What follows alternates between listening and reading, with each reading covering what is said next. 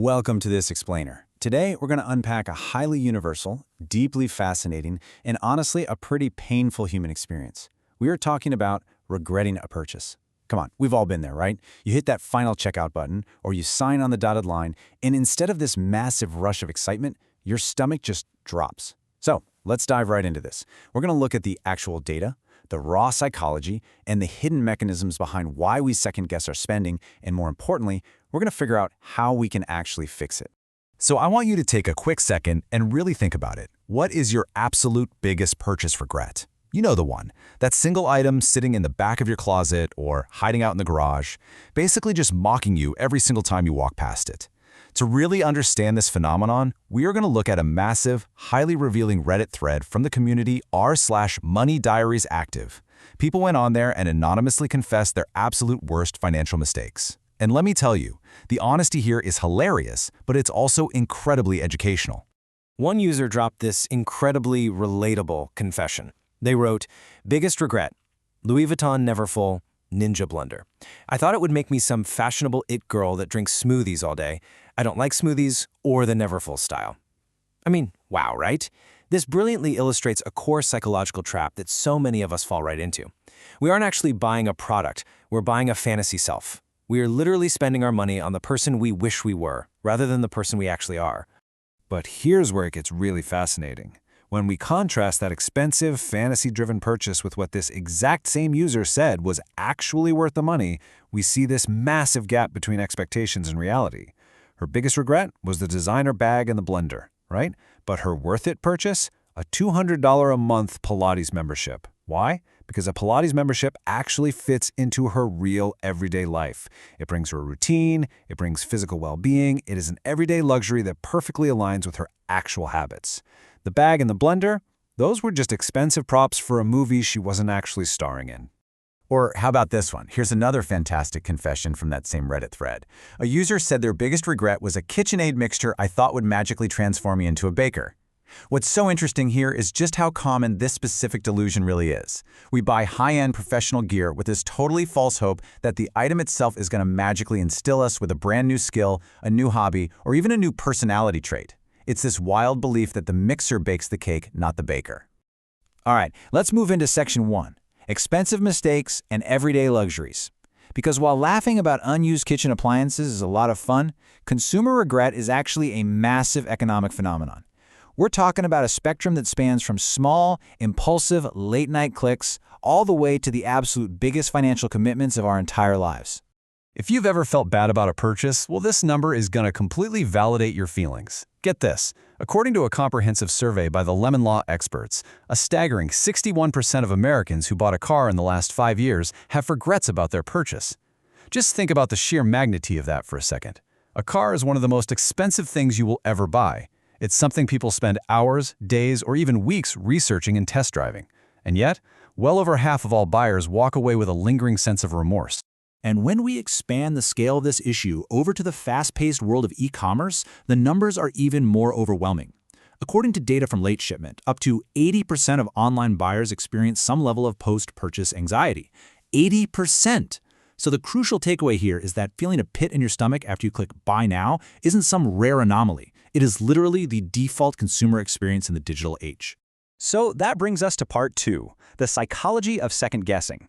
What exactly is happening in our brains the very second after we hand over our credit card? Why do we instantly switch from the thrill of the hunt to a state of absolute dread? Well, the answer lies in the psychological concept called cognitive dissonance. Basically, this is your mind's desperate need for consistency between a decision you've made and the eventual outcome. When you part with your hard-earned money, you naturally want to feel smart, capable, and totally satisfied.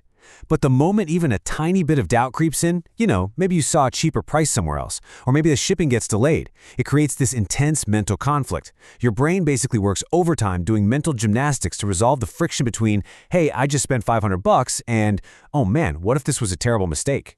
This mental conflict is triggered by what experts call the uncertainty gap. Let's break down these specific triggers, because they're fascinating. When you're shopping, you feel totally in control. But the second you buy, you lose that control. You become entirely dependent on the seller. This gap gets widened by things like limited product information. Like, wait, did I read those dimensions right? Or choice overload, where you start agonizing over whether you should have bought the other model instead. Add in sales pressure tactics like the fear of missing out, unfamiliar brands you aren't totally sure you can trust, and super high price tags, and you've got a perfect storm for anxiety. And this anxiety builds into very distinct categories of regret. Which naturally leads us to Section 3, the 4 Faces of Remorse. It is incredibly helpful to realize that not all buyer's remorse is exactly the same. By breaking it down, we can give you a solid framework to diagnose your own past mistakes, and later on we'll see exactly how businesses can use this framework to actually solve the problem. Okay, so there are 4 distinct faces of remorse. First up, we have financial remorse. This is the pure, unadulterated panic of, did I spend way too much money? Which usually hits you really hard right after an impulsive splurge. Second is product remorse. This is your classic KitchenAid mixer anxiety. Will this actually work for me, or did I just buy a fantasy? Third is opportunity cost remorse. This is that gnawing, super annoying feeling of, could I have found a better deal or a better brand somewhere else if I just looked harder? And finally, timing remorse. This is when you ask yourself, did I really need this right now, or should I have just waited? Recognizing which of these 4 specific doubts you're feeling is always the very first step to overcoming the anxiety. Which brings us to Section 4, fixing the post-purchase experience. We've talked a whole lot about the buyer's anxiety, but what about the seller's responsibility? Because frankly, if 80% of your customers are completely freaking out right after they pay you, that is a massive business problem. So let's take a look at how smart brands are actively solving this issue today. For decades, brands kind of just treated the checkout page as the absolute finish line. But the truth is, the post-purchase stage isn't the end of the customer journey at all. It is actually your brand's moment of truth. Generic reassurance, like a standard, boring thanks for your order email, it just doesn't cut it anymore. Sellers have to proactively target the specific doubts their customers are facing during that highly vulnerable uncertainty gap we talked about earlier. So here is a brilliant 3-step intervention process that top-tier brands use to completely eliminate uncertainty and actually turn anxious waiting into positive anticipation. Step 1. Proactive onboarding and tutorials. Do not let them wonder how to use the product. Send them guides immediately so they feel confident. Step 2. Predictive incident alerts. If a package gets delayed, the brand needs to tell the customer before the customer has to go hunting down the tracking info. That builds immense trust. And Step 3. Seamless exchange first returns. If they do want to return it, make it so incredibly easy to exchange it for the right item that the customer feels completely taken care of. This retains the revenue and it saves the relationship. This brilliantly illustrates how the antidote absolutely must match the specific psychological trigger. You can't just throw a generic solution at a highly specific fear.